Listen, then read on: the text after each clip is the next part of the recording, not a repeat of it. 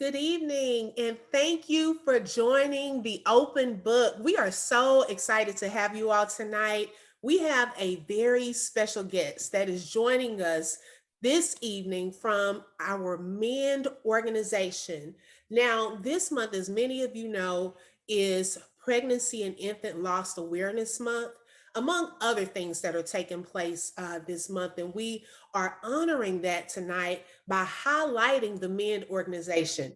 I'm going to tell you all a little bit about myself and this particular journey that my husband and I experienced. And so when I tell you that I am so excited to have this woman of God on here tonight to express my appreciation.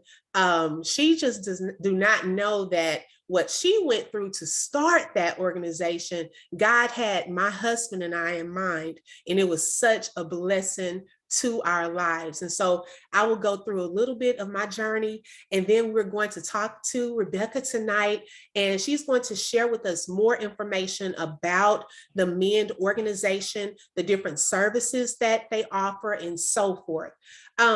Many of you know, and I think I've shared it many times before, but previously in about 2015, my husband and I were so excited. And y'all, a lot of y'all know, I didn't get married until I was mid-30s, okay? So I was already, I'm like, Lord, I wanted to get married in my 20s, but God said, you know what? I think I'm going to wait until you're 35 before you get married.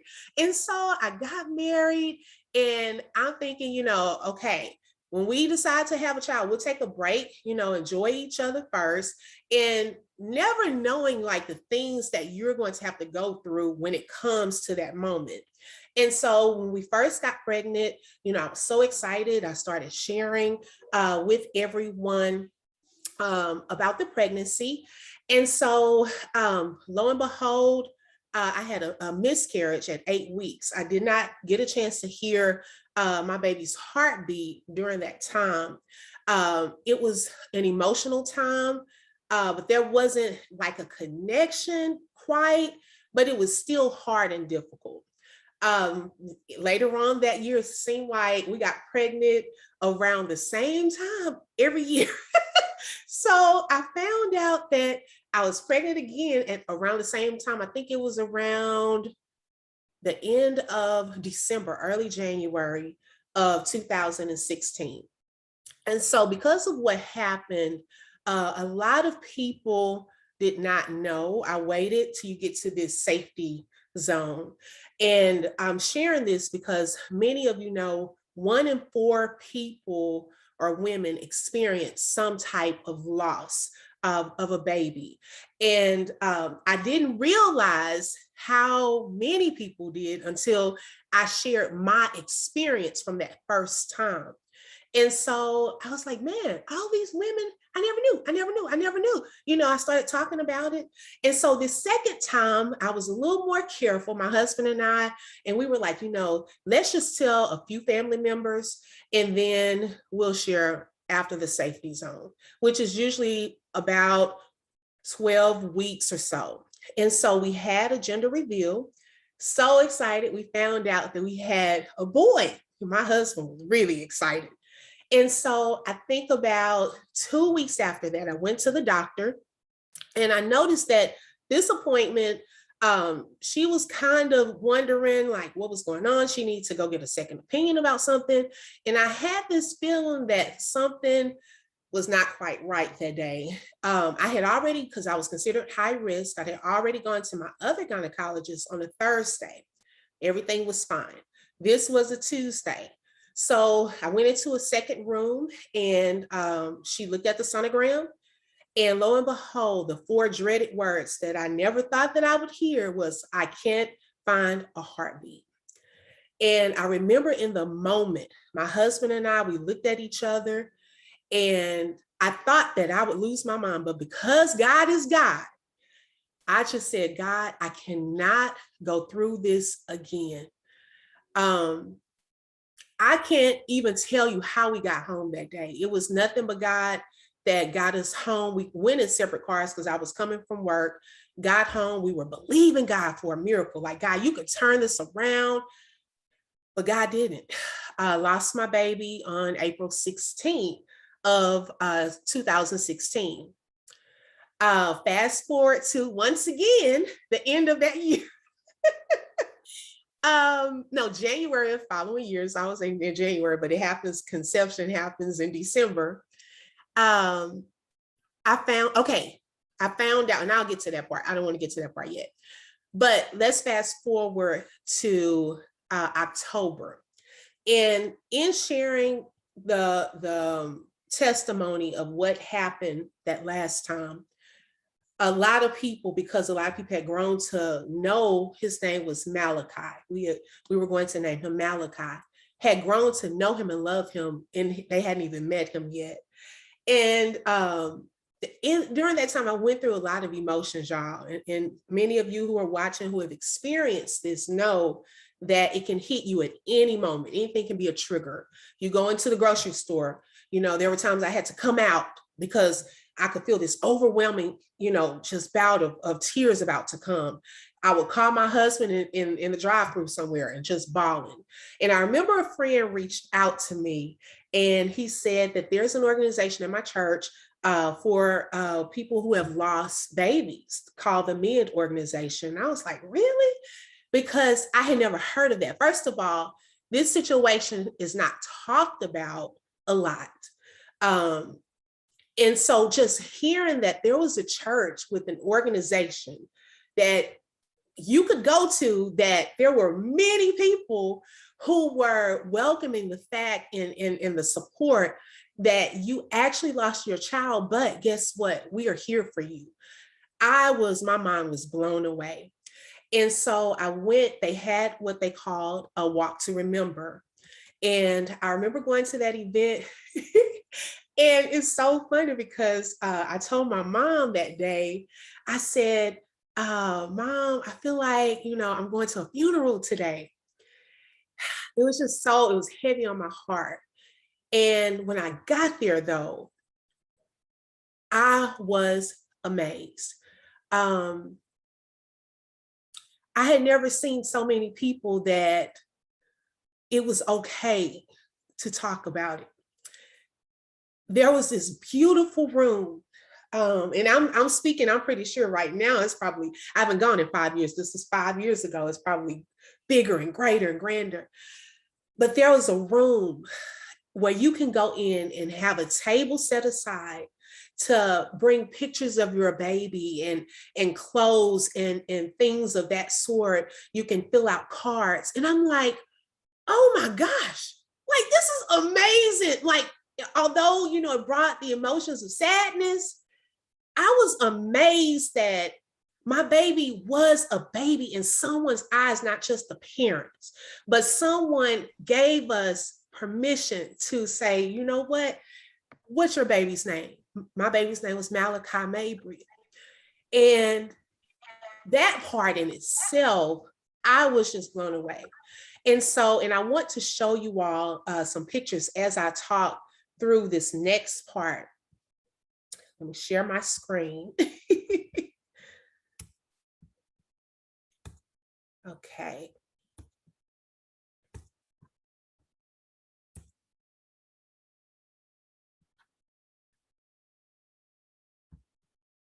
Okay, thank you for your patience. Okay, so we think about it, this next part, okay? So everyone at this event is given an ornament. And the concept, and Rebekah can clarify this when she tells us more about it, is because your child, you won't get a chance to hear your child's name at a graduation, they literally take out time to call every child's name. It doesn't matter if it was 50 or 5,000. So then at that time, you can go up and they give you this beautiful Christmas ornament. After you get the ornament, you go and you place the ornament on the tree. But as you can tell in this picture, it also has engraved Rebekah Mabry and his time of death, the date. And so we got that. You go and put it on this tree. And when I tell you that part, every little part, I'm blown away, right? So that's not it. So then after that, you get a balloon and you get to write your baby's name. And y'all, I think I was kind of fine because I'm still like, my mind is still trying to wrap around the fact that there are so many other people here going through this, because I didn't really feel like I had a lot of people to talk to. And so there's a beautiful song being played, and they give everyone a balloon. You can write a message to your baby. And after that, I remember us holding the balloons, and we let the balloons go. And we were recording, but then I remember turning around and I looked up in the sky, and it's like, oh my gosh, like hundreds of balloons. And in that moment, I pictured every little baby, Malachi included, taking their balloons to heaven. And it was in that moment that God gave me closure. The panic attacks, and I'm crying tears of joy. So if I cry, it's not that I'm sad, but God gave me peace. The panic attacks went away. My baby is forever in my heart. But it was in that moment that I received closure. And one of the most difficult times in our lives for both of us, my husband included, we were okay. We knew where he was. And this ceremony really, really sealed the deal. And so after that, on the way there, you get a sign if you decide to get a sign, and the signs are placed on the path to go to the open parking lot where this event is taking place. So we picked up our sign. We still have that.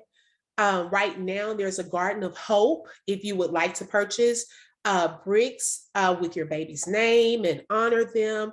There's a Garden of Hope, and these are probably, I'm pretty sure it's more bricks there now, but these are some of the things here. And then a picture of Jesus with the woman. I had to look closely one time when I went, because the first time I saw it, I was like, man, that's beautiful, but there's so much detail there. And then I took this picture actually with my rainbow baby. I was pregnant on this picture, but we had just released another balloon. It was a big balloon. And during the photo shoot, we wanted to release a balloon to Malachi. And so my husband and I, when I saw this picture, I said, this is how we felt that day. Although we had tears in our eyes, we can now look up and smile because we know where our baby is. And so I am truly grateful for this organization and this man and woman of God, Rebekah Mitchell. And I want to welcome you to the open book. Y'all, I've heard so much about her, but I finally get to meet her. I saw her there, but it was like in the moment, so much going on. I never got a chance to really see her or talk to her. But I just want to say thank you. And I thank you for even coming on the open book. How are you today? Good. Thank you so much for having me. It's always an honor and a privilege when I'm invited to speak and share my story and share about the ministry that the Lord birthed within me following the death of my baby. And man, to hear you tell your side, your perspective of coming to an event that we work so hard to prepare for every year really blessed me, because not often do we get to hear perspectives like that. So thank you. Wow, thank you. I thank God. I really do. I asked God to let me share what I needed to share, and I really am grateful. So tell us a little bit about yourself, and how did you, or why did you come up with this organization? Okay, well, my husband Byron and I, we have been married for 33 years. We live in Irving, Texas. And we got married really young. And a couple of years after we had been married, well, actually, a few months after we were married, I was diagnosed with a very serious kidney disease called focal segmental glomerulosclerosis. Pretty big name.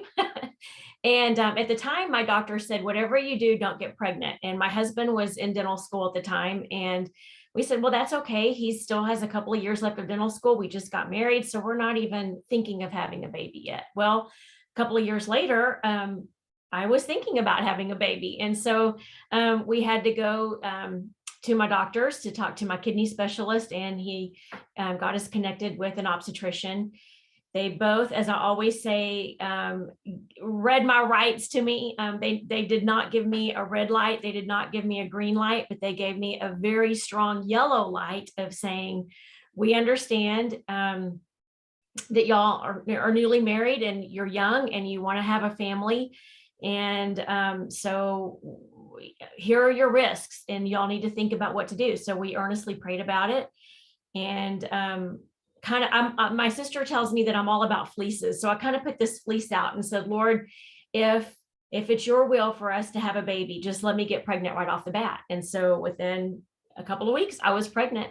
And so that pregnancy was fairly uneventful until I hit 30 weeks gestation. And at that point, I was put in the hospital, then on bed rest. And at the time, my doctor said I would never make it to term, but miraculously I did. And our first baby, Byron Jr., I don't know how, but somehow he will be 30 years old in a couple of weeks. And so he's our living child, Byron Jr., even though he's 30, we still call him Little B. So Little B was born full term and healthy, but he was born with a cord wrapped around his neck 3 times. So I had to have an emergency C-section with him. Just after his 3rd birthday, we decided that we wanted another baby. So again, we went to our doctors, and this time that yellow light was brighter because they said, we know things went well your first time around, but you've lost some kidney function since then. And, we're dads, we're family men. We understand wanting to have a baby, wanting to have a family, but medically, you just need to be very aware of your risks. So once again, I went before the Lord and I said, okay, Lord, if it's your will for us to get pregnant, let me conceive quickly again. And that month I was pregnant again. And so, however, very early into that pregnancy, my creatinine, which is something in the blood, if you're not familiar with kidney disease, it's what they can, in layman's terms, it's basically how they can kind of figure out what's going on with your kidneys. So low creatinine is good, high creatinine is bad.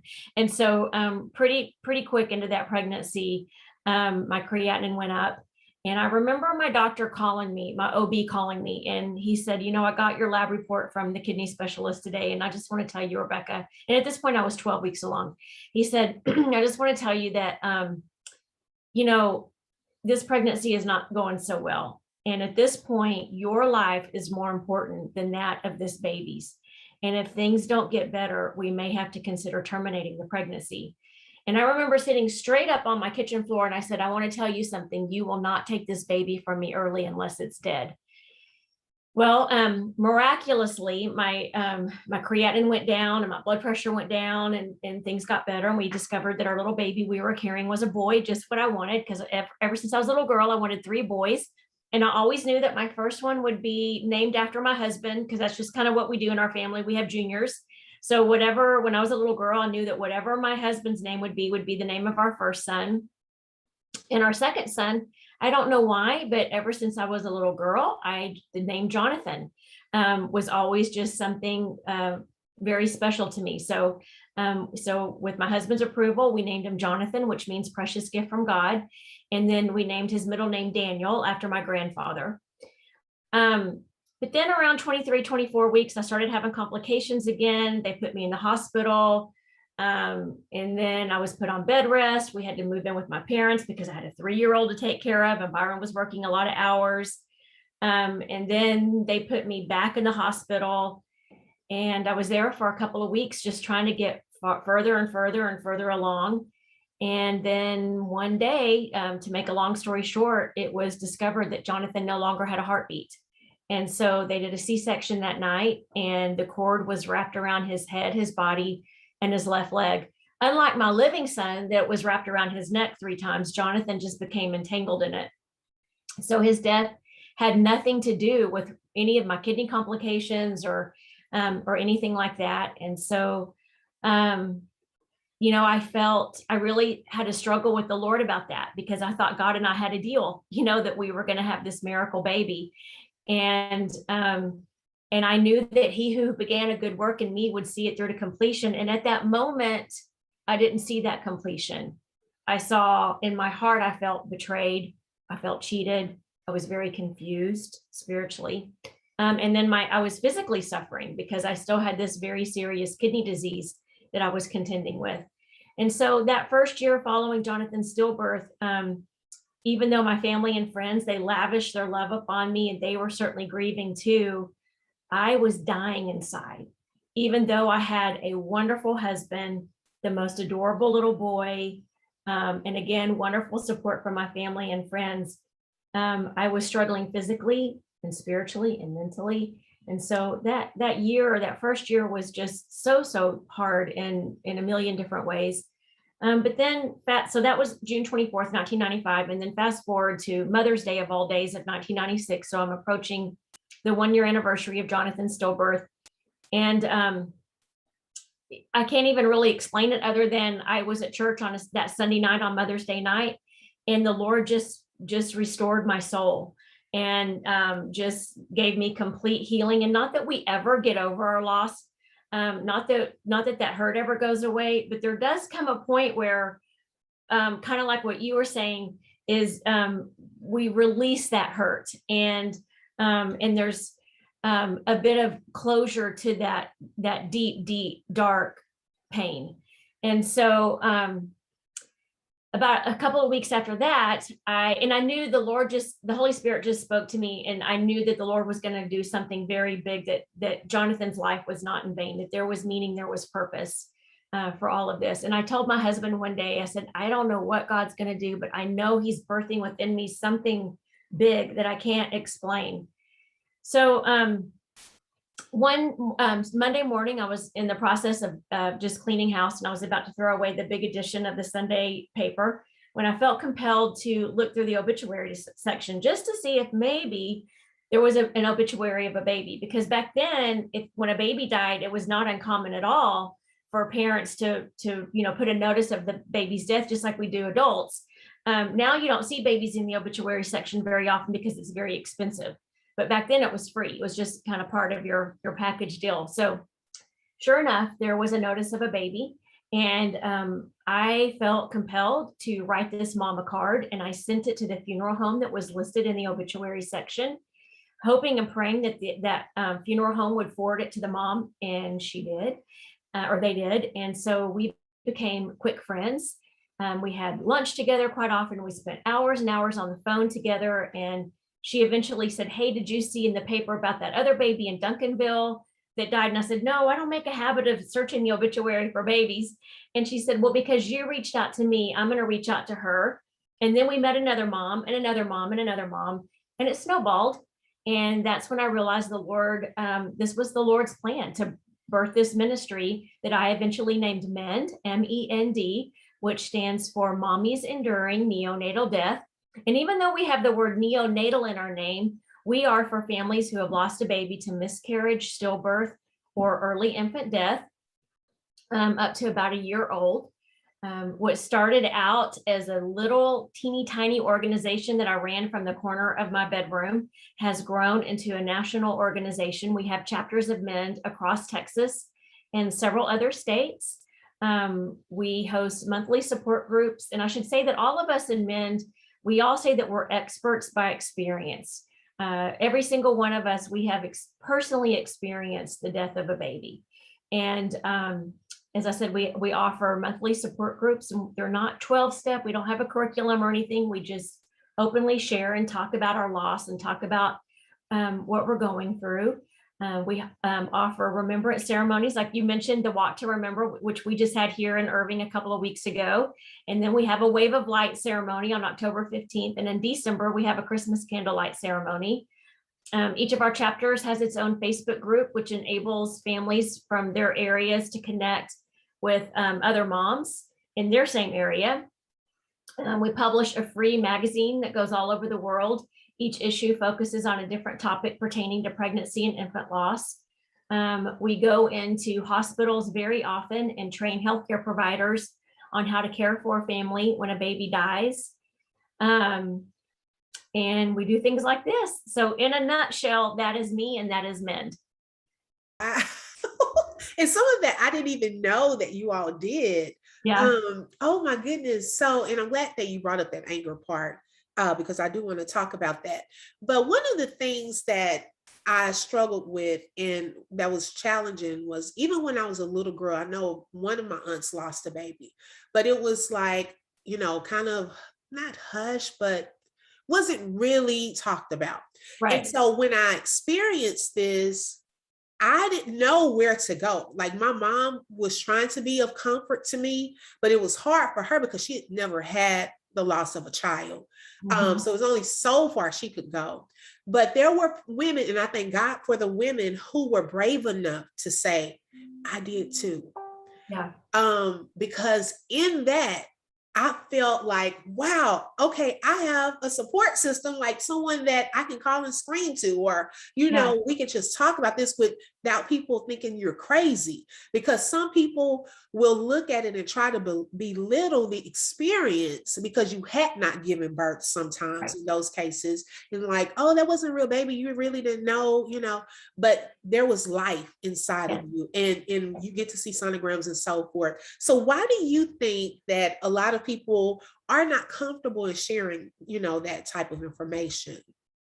Well, one, you mean like from a parent, like why are the parents not comfortable talking about it, Yes, or why are talking others not? about it. Okay, Yes. so as far as parents go, I think it's because, well, for one, some people are just private.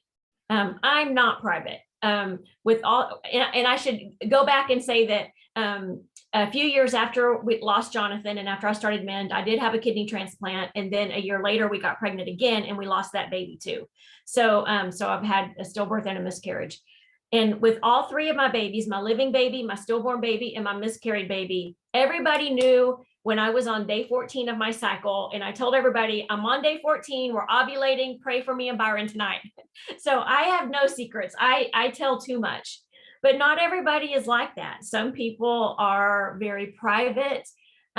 They're just quiet about it. And I think in addition to that, some of it, and I don't want to stereotype, but some of that comes from generations of where it was dealt with very differently in generations past. And there was a time where you just didn't talk about it.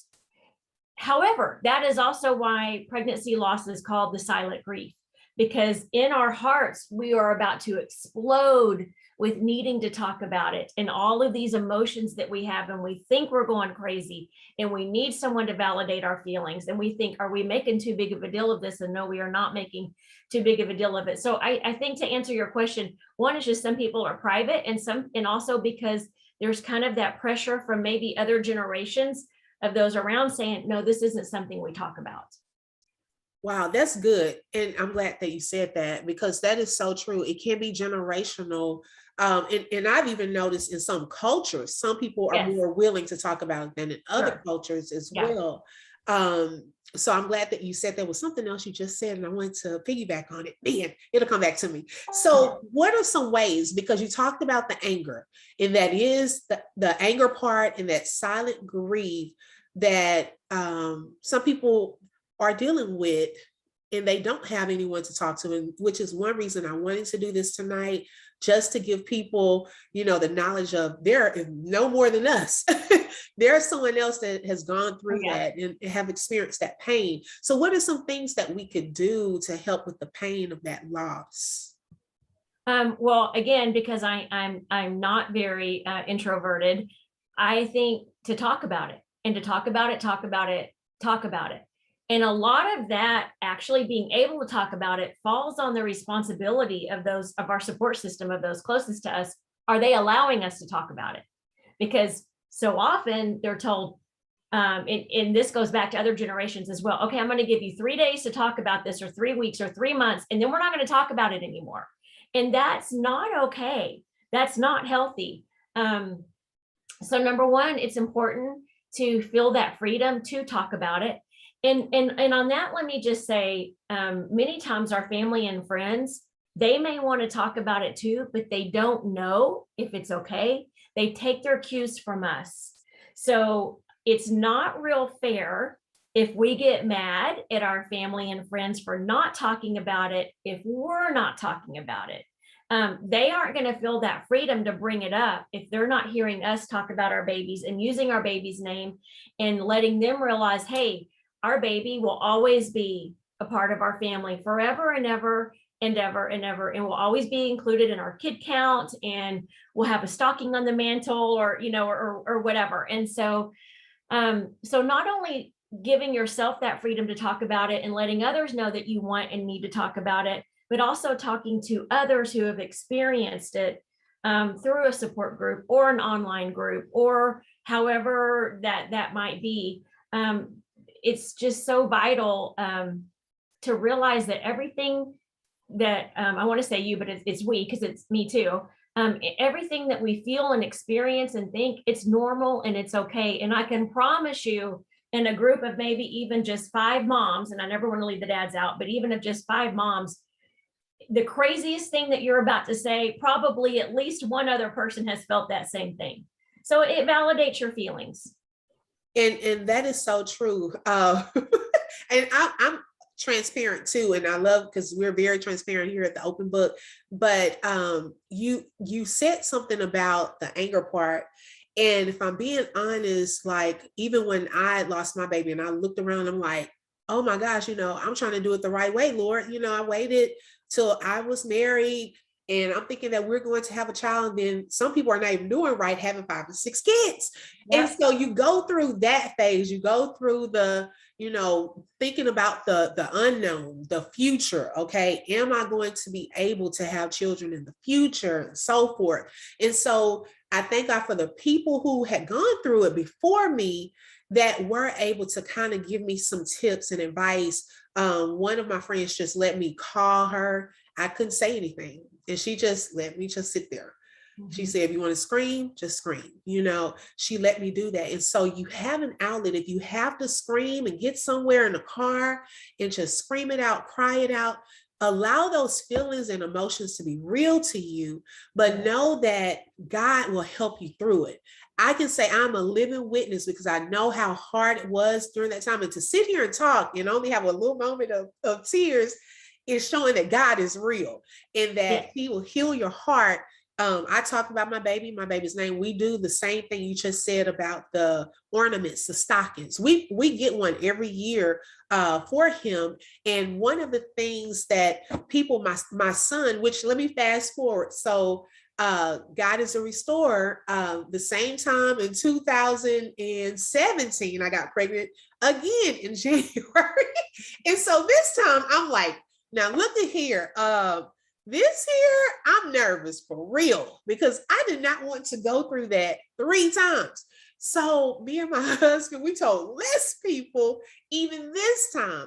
And I think we shared the news with the majority of people during our anniversary. And we only had, like, I think at that point, maybe 1 more month. We waited until, and God told me to protect your baby and just cover, because you just never know. And so I did that, and God blessed us with the son, and his name is Micah.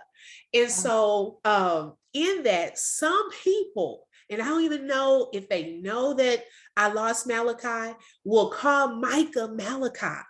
And it would trigger me sometimes, where I'm like, oh my gosh, it brings the thought back of him in that moment. And so, but I'm just a witness that God will help you through. Now, with your support groups, you don't just have like one support group, you have a variety. Can you talk a little bit about the different types of support groups you have? Sure. So we have, so this pertains to our Dallas Fort Worth ones, because all of our different chapters have, they may not all have the exact same ones, but everybody, of course, has what we call the main one, which focuses on the loss. And then here in Dallas Fort Worth, we have also what we call our subsequent pregnancy group. And that's for those that are considering becoming pregnant again or are currently pregnant. So that group actually used to meet in person, but then when COVID happened and we all had to go online, our website, every month we published, like right now, our October calendar of online support groups is out. Well, so when people all over the nation, because all of our chapters were online, we put all of our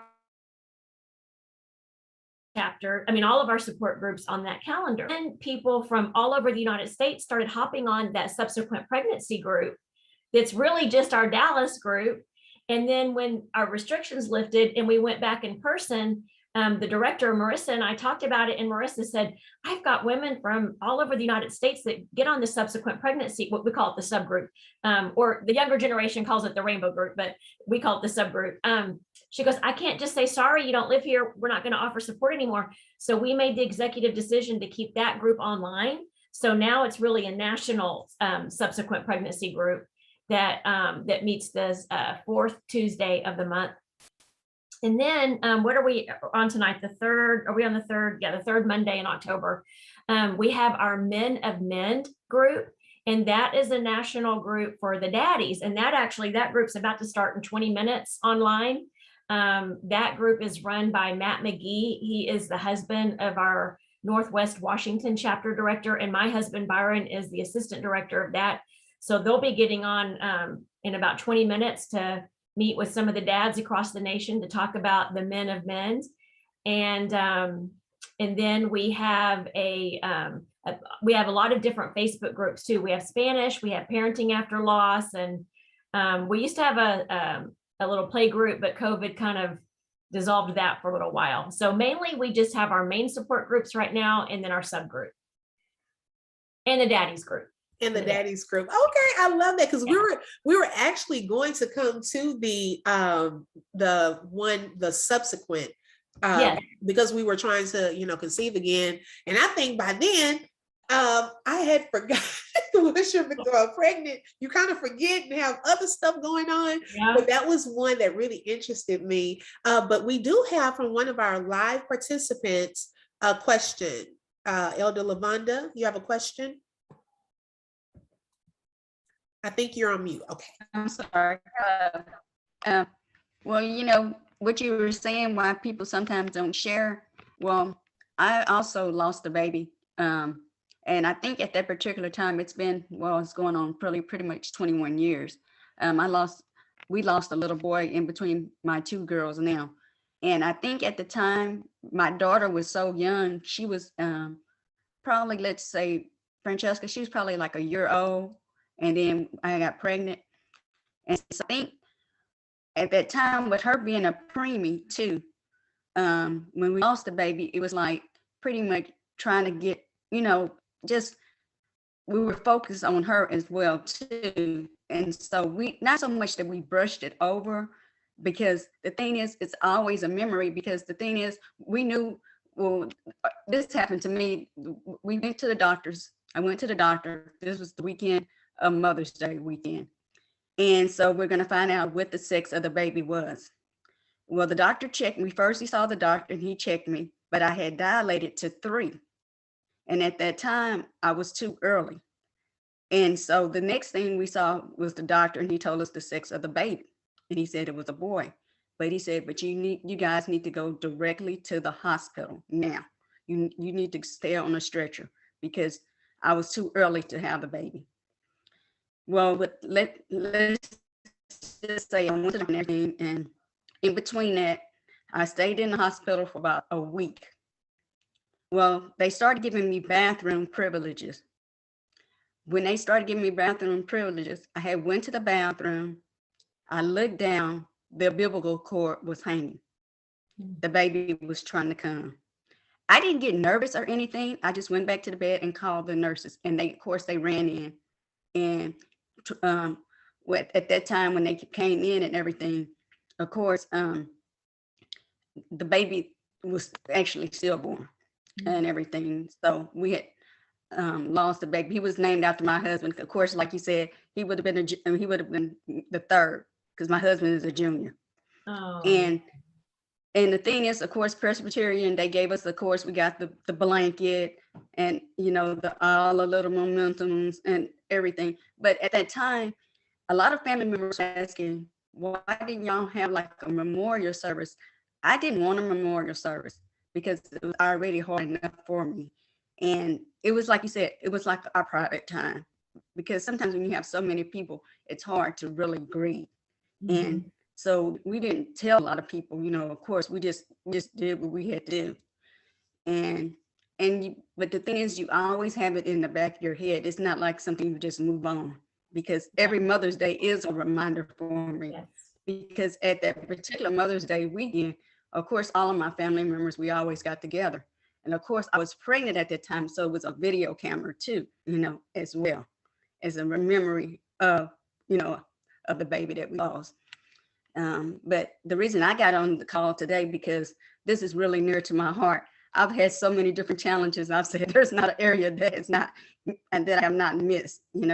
I'm a cancer survivor, stroke survivor, and but I just wanted to share my story. Oh, Thank you, Thank LaKeisha. you. Oh, thank you for sharing that. Thank you for being on here. Yeah. God bless you. I love you so much. And I know it takes a lot to open up and share that. So thank you so, so much. You're welcome. Are there any words of encouragement, Rebekah, that you would like to share with someone that is going through this for the first time or the 10th time? Because I know that it was hard for me, even with 2, but there are women that have gone through this like numbers of times, 5 yeah. and 6 times. And maybe someone is watching that has happened to. What are some words of encouragement that you would like to give to them today? One of the things that I don't think we've touched on tonight, that I don't know if you ladies can relate to this, but I'm guessing you probably can, that one of the issues that we moms deal with a lot is guilt. And we start thinking, man, did I do something? Should I not have lifted that box? Did I sleep a weird way? Did I raise my arm a weird way? Should I not have gotten out of bed, or whatever? And I think that guilt is something that just so oppresses us when we are grieving. And so that's the first thing I want to say. If there's anybody watching who you've experienced a loss and you are really struggling with guilt, you've probably been told this before, but I want you to know it wasn't your fault. And and the Lord can really, really heal you of that guilt. And I feel a little hypocritical even saying that, because even after so many years, I know the Lord has taken that guilt away from me. I know there was nothing I could have done to prevent a miscarriage, and there's nothing I could have done to prevent my baby getting tangled in the cord. But just as a mom, I struggled with, what did I do? What did I not do? It was my fault. And so that's the first thing I want to encourage you with, is that it was not your fault. And secondly, I just want to tell you that, yield to the Lord. I know sometimes it's easy to blame God, because we think, well, you could have changed it. And yes, he could have. But we also know that his ways are higher than our ways. And I love the little bitty scripture in Deuteronomy that says the secret things belong to him. And am I still on? Am I still on? Yes. Okay, because I think this other meeting's about to start. Sorry. Okay, so I just got this little interruption thing. But anyway, I just wanted to say that the secret things belong to the Lord, and we could drive ourselves crazy trying to figure out the whys. And that's just our human nature to do that, but we're never going to know that why. And I just want you to know that your baby's life was not in vain, no matter how short or how long your baby lived.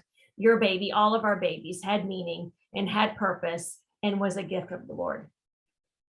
Ooh, that is powerful. That is so true. I'm so glad that you touched on that, because the guilt part plays a big part. You do always wonder, why? Is it anything I could have done differently? And then the anger part, we touched on that tonight. I just wanted to say, your baby, and you said it also, Rebekah, was a baby. You were a mom. However you choose to honor your baby, that is fine, because sometimes we're afraid to honor our babies because of, like, people are going to think I'm crazy and blah, blah, blah, blah, blah. No, everyone grieves differently. Everyone honors memories differently. I know my husband, not too long, and I don't have it on tonight. I used to wear it all the time, but I have to get another clasp. But he gave me a necklace that is a circular charm, where on the inside it has the angel wings, it has an M for Malachi, and it has something else. And I wear that all of the time, and it makes me feel close. Um, I talk about my baby. I don't talk about him just all of the time. God leads me to share my testimony with women that are going through that. And you will be amazed that some of the hardest things that we go through in life, or some of the things that we don't understand, God uses those things to bless someone else. Some things are not about us. And as much as that's hard to say when it comes to a baby, even with Rebekah's situation, little did she know that later on, my husband and I was going to need the organization that was birthed out of her. So God will use all things work together for our good. God is a restorer. He is a healer. He will hold your hand through it. I won't say that it won't go away, because it won't. That was your baby. However, God is there during those times where you feel like, oh, I'm about to go crazy. And then he blesses you. Okay. Because now I have two. And I'm like, Lord, okay, you rock this. And now I have two just all over the place. But looking back, I couldn't see past all of the grief and hurt and pain and anger. But just know that God has a blessing in store. And in his perfect timing, I could not rush him with marriage. He would not let me rush him with children. He will bless you when he sees fit and in his perfect time. And all things are well when God does them. Know that you are not alone in this. And it is okay to talk about it. You have this great organization. And Rebekah, how can they follow you all? Do you have Facebook, Instagram? I think the easiest way is just to go to our website at mend.org. That's MEND.org. And all of our information is on there, how to get on a support group, how to get on our Facebook group. All of our information is on, yes, that's correct, MEND.org. Okay. And I'll share that in the Facebook chat as well. Those of you who are watching, shout out to Facebook. We have some people watching and tuning in tonight. I will share that website as well. But y'all, I am just encouraged. I am blessed tonight. I thank you, Rebekah, for coming on tonight and just sharing your testimony, us learning more about the M.E.N.D organization. So if you want to visit that, they have the upcoming, and I actually want to come because I didn't know about December. So I want to come to the December event. But they have the upcoming December event. Follow them on MEND.org, MEND.org, and you can learn more about the support groups. You have a lot, and you have them in various cities, right? Yes. Yes. Various cities. So even if you're watching from a different city and you're like, man, I can't get to Urban, they have them possibly in your city. So go on the website and check out that information. But y'all, thank you so much. I pray that you were blessed tonight, that you received something, some encouragement, some inspiration on tonight. But we hope that we see you next time. We have another event coming up next Monday, and I will start sharing more information about that soon. So be on the lookout. You can follow us on the Open Book Book Club on Facebook. And you can see all of the flyers and so forth, the videos and all of that. But we hope you all had a great evening. And we thank you. Thank you, Elder Lavonda, for joining us as a live participant. And we will see you all next time. Have a blessed night. Bye-bye.